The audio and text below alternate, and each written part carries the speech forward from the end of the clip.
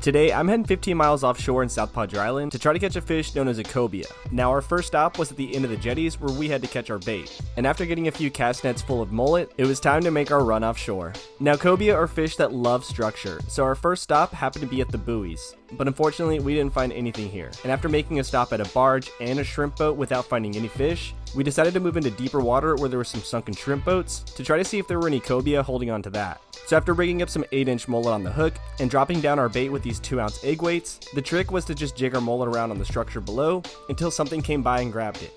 And within a few minutes of my mullet hitting the bottom of this shipwreck, something big picked up my bait.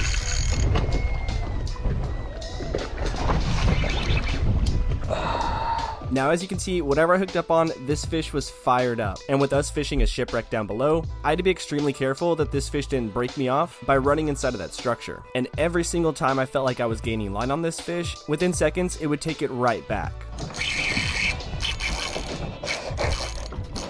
These fish are crazy. And after about 5 solid minutes of fighting this fish, I was getting extremely exhausted.